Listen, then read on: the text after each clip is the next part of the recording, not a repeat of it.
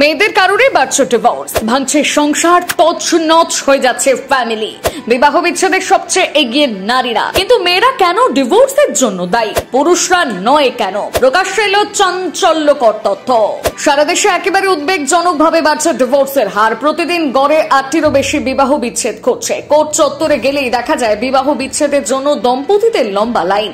আইনজীবীদের ঘরে ভর্তি ভর্তি বিবাহ বিচ্ছেদের মামলা জমা পড়ে। বিভিন্ন পরিসংখ্যান থেকে জানা যাচ্ছে বিশ্বের মধ্যে আমেরিকায় বিবাহ বিচ্ছেদের সংখ্যা সবচেয়ে বেশি, আর অধিকাংশ বিবাহ বিচ্ছেদের ক্ষেত্রে মেয়েদের ভূমিকা অধিক জোরালো। পরিসংখ্যান এবং সমীক্ষা থেকে স্পষ্ট, মেয়েদের ইচ্ছেতে ডিভোর্সের ফাইল সব থেকে বেশি তৈরি হয়। মেয়েদের কারণে সাজানো গোছানো সংসারে ফাটল ধরে। অনেকেই হয়তো এই দাবির সঙ্গে একমত নাও হতে পারেন, আবার অনেক মহিলাই হয়তো এই প্রতিবেদনটি দেখে দ্বিমত পোষণ করতে পারেন। তাদের জন্য এই পরিসংখ্যানগুলোর তরফে মেয়েদের কারণে ডিভোর্স হওয়ার বেশ কিছু গুরুত্বপূর্ণ কারণ ব্যাখ্যা করা হয়েছে। প্রথম কারণটি হলো নারীদের মধ্যে উচ্চাকাঙ্ক্ষা বাড়ছে। আসলে এই বিষয়টি খুবই বিতর্কিত। নারীদের কারণে ডিভোর্সের রমরমা বাড়ার পেছনে বহু বড় বড় বিবাহ বিশারদদের উচ্চাকাঙ্ক্ষাকে দায়ী করেছেন। তাদের মতে আধুনিক চিন্তা সম্পন্ন নারীদের মধ্যে আকাশ ছোঁয়া আশা আকাঙ্ক্ষা দেখা যায়, যা সংসার ভাঙার চাবিকাঠি। বহু নারীর সাধ্যের মধ্যে না থাকা সত্ত্বেও কোনো বস্তুকে বলপূর্বক ভাবে পাওয়ার আশায় নিজের সুখের সংসারে আগুন লাগাতে দুবার ভাবছে না। বিশেষজ্ঞরা বলছেন আধুনিক সমাজের মহিলাদের অবশ্যই দূরদর্শী এবং উচ্চ আকাঙ্ক্ষা সম্পন্ন হওয়া উচিত, কিন্তু তাই বলে কোনো মহিলার উচ্চাকাঙ্ক্ষা এতটাও ভয়ঙ্কর পর্যায়ে যাওয়া উচিত নয় যা সংসারে অশান্তি তৈরি করতে পারে।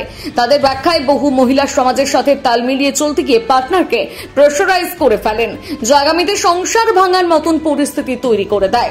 বর্তমান সমাজে ফেমিনিজম বা বাংলায় যাকে বলে নারীবাদ, এটি অত্যন্ত বাজে পর্যায়ে চলে গিয়েছে। বিশেষজ্ঞদের মতে আধুনিক সমাজে এক শ্রেণীর মহিলারা ফেমিনিজম তথা নারীবাদকে এক ধরনের হুজুগে রোগে পরিণত করেছেন। বিশেষজ্ঞদের মতে অধিকাংশ মহিলাদের কাছে ফেমিনিজম মানেই হলো পুরুষের মতন সমস্ত কাজ করার অধিকার পাওয়া। বিশেষজ্ঞরা বলছেন নারীবাদ মানে পুরুষের মতন সমস্ত ক্ষমতা পাওয়ার অধিকারকে বোঝায় না। নারীবাদ মানে হলো নারী তার নিজস্ব সত্তা অনুযায়ী নিজেকে বিকশিত করবে। নারীবাদ মানেই পুরুষ বিরোধিতা নয়। বিবাহ বিশারদদের মতে এই নারীবাদ কনসেপ্টটি নারীদের মধ্যে বিবাহ বিচ্ছেদের প্রবণতাকে অনেক বেশি পরিমাণ বাড়িয়ে তুলেছে।